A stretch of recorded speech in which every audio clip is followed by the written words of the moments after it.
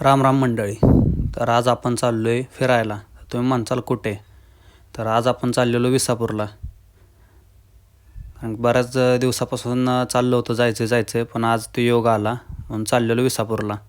ही आपली सगळी मंडळी घेतली आणि गेलो खाली PMT स्टॉपला. तिथून PMT पकडली पुणे स्टेशनची. पुणे स्टेशनला गेल्यानंतर ना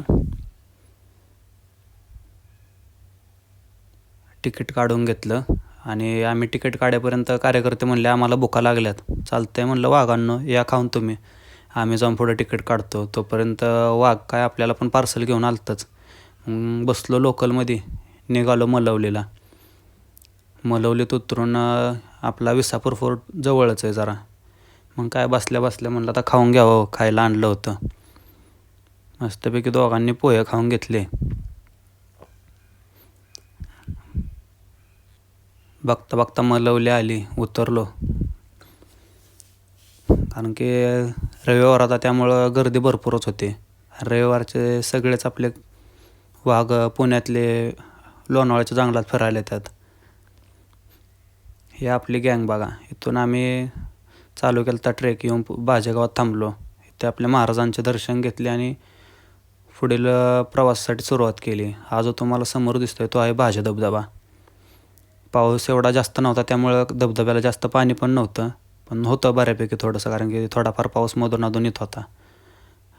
आपले सगळे कार्यकर्ते आताच समाधान मानत होते. मग तिथून आपण विसापूरकडे प्रवास चालू केला. हा जो रोड चालला आहे तो आहे भाजे लेण्यांकडे. तिथून अर्ध्यापर्यंत चालत जावं लागतं लेण्यांच्या पायऱ्यांवरून. मग तिथून मधूनच आपल्या विसापूरकडे रोड एक फुटतो. तिथे त्यांना लिहिलेलं आहे तसं खडकावरती. वरती आल्यानंतर हा जो व्ह्यू दिसतोय तो आहे भाजेगावचा व्ह्यू आणि समोर आहे तो लोहगड. कसं काय एक नंबर दिसतो व्ह्यू. तिथून पुढे आलो आपण जरा.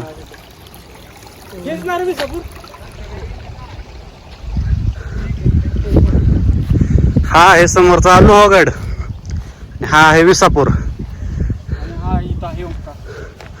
बरं, इथं आहे ओंकार, हा बलराम,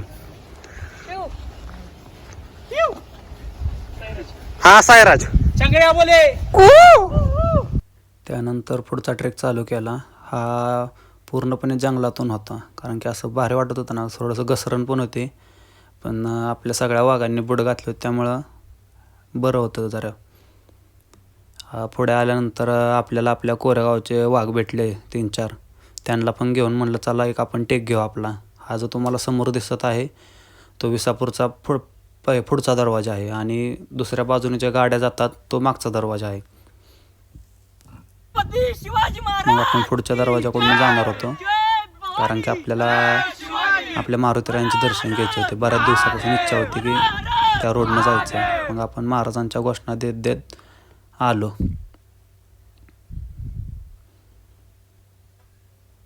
त्यात आपले अनिकेत भाव आणि रुपेश भाव तर पूर्णपणे थकून गेलते. सगळ्यांच्या मागच चालत होतं. तिथून मग आपण बाजूबाजूने दरीच्या बाजूने एक पायवाट होती, तिथून चालत चालत चालत फायनली विसापूरच्या पायथ्याशी येऊन पोचलो. पूर्णपणे वर जाणारा मार्ग आहे. तिथून पुढे गेले की आपल्या पायऱ्या चालला होता. पाऊस नसल्यामुळे पण बरं होतं जरा, कारण की पाण्याचा फ्लो जास्त असला तरी पण वर चढणं अवघड झालं. विसापूरचा पूर्णपणे दुप्पटगड हा लखनगड.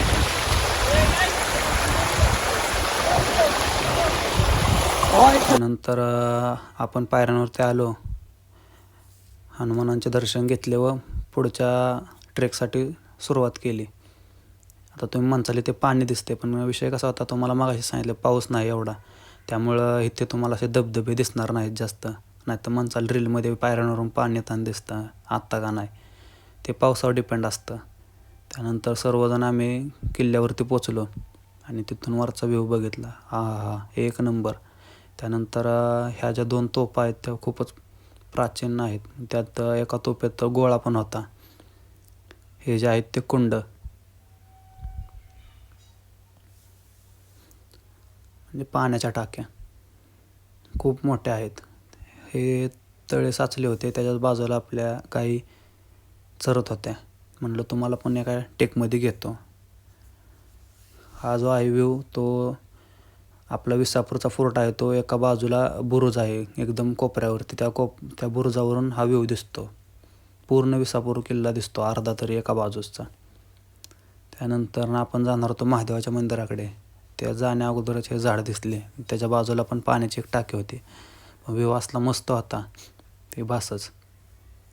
एका बाजूस तलाव आणि एका बाजूस पाण्याची टाकी. त्यानंतर आलो आपण महादेवाच्या मंदिराकडे. त्या मंदिरासमोरच एक स्तंभ उभारला होता. त्याच्यावरती आपल्या गणपतींचे चित्र, हनुमानांचे, ह्या बाजूस पण हनुमानचे चित्र होते आणि ह्या पुढच्या बाजूस 2 नागदेवतांचे चित्र होते. त्यानंतर आपण जातो पुढे नंदींकडे. तर इथे असे मिळून 3 नंदी महाराज होते. तर त्यापैकी जे आहेत ते 2 मोठे, हा पहिला, आणि खालच्या बाजूस आहे तो एकदम छोटासा असा दगडात पूर्णपणे कोरीव काम होती. त्याच्या पुढे आहेत त्या 2 महादेवाच्या पिंडी आणि 2 दगडात कोरलेल्या पंत्या आणि हे दुसरे नंदी महाराज. त्यानंतर आपण जाणार आहेत आता आत मंदिराच्या गाभाऱ्यात.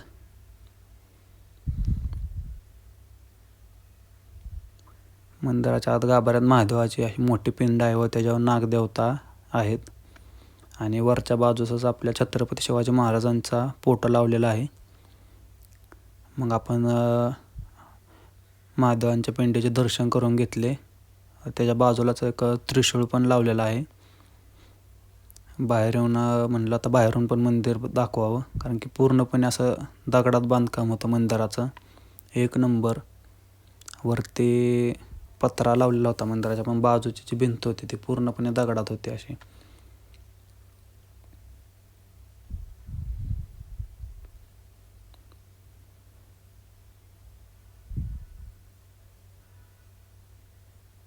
आणि मंदिराच्या बाजूलाच ते तळे तुम्हाला मगाशी दाखवले. आणि ह्या मंदिराच्या बाजूचा व्ह्यू. बाजूला एक झाड होते आणि त्याच्याच मंदिराच्या मागच्या साईडला एक पाण्याचा कुंड देखील होता. तो पण खूप खोल होता. त्यात उतरण्यासाठी पायऱ्या पण केल्या होत्या. त्यानंतर तुम्हाला दाखवतो बघा, घेतलेला एक टाईमलॅप्स धुक्यांचा, मस्त आला होता. त्यानंतर आपले सगळेच वाघ घेऊन निघालो आम्ही पुढच्या ट्रेकसाठी.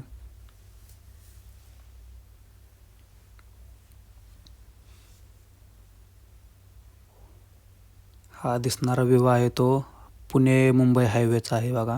तो समोरच तुम्हाला दिसत असेल. काय एक नंबर व्ह्यू दिसत होता. सगळीकडे बघल तिकडे नुसतं हिरवंच हिरवं. असं आत्मा तृप्त झाल्यागत वाटत होतं. त्यानंतर थोडं पुढं आल्यानंतर पाऊस चालू झालाच. पाऊस चालू झाल्यामुळे पूर्ण धुक्याने विसापूर किल्ला आपला हरवूनच गेल्यागत झालं. त्यानंतर आम्ही मग परतीचा प्रवास चालू केला. मग हळूहळू दरीतने उतरत एका बाजूने, हा आहे तो मागचा दरवाजा होता, आपण उतरत होतो तो. आपण उतरून खाली आलो आणि समोर जो दिसतोय तुम्हाला तो आहे लोहगड. धुके एवढे होते की तो पण दिसत नव्हता. फक्त त्याचा पायथा दिसत होता. वरील बाजूस काहीही दिसत नव्हतं. फायनली आपण ट्रेक संपवून खाली आलो आपला. त्यानंतर आपण जाणार होतो चालत मागच्या वाटेने, जिकडून गाड्या येतात त्या वाटेने खाली आपण बाजेगावापर्यंत चालत जाणार होतो व तिथून मलवली स्टेशनला. मग काय हळूहळू आपले वाघ उतरत होतेच. रुपेश भाऊ म्हणले आपण युनिक पद्धतीनं उतरू काहीतरी. उलटं चालून बघत होता पण जमलं काय नाही. म्हणून परत आपला सरळ चालत फायनली मलवली स्टेशनला आलो. तिथून आपले वाघ म्हणले भुका लागल्यात, कारण की दिवसभर चालत होते. सकाळी पण लवकर उठल्यापासून काय खाल्लं नव्हतं. सोबत काय थोडंसं स्नॅक्स ठेवलं होतं, फक्त बिस्किट हे काय. नंतर म्हणले मिसळ खाऊ. मग सगळ्यांना एक मिसळ घेतली. मस्तपैकी मिसळवर ताव मारला. नंतर लोकल आले. मग लोकलमध्ये बसून आलो आपण पुण्याला.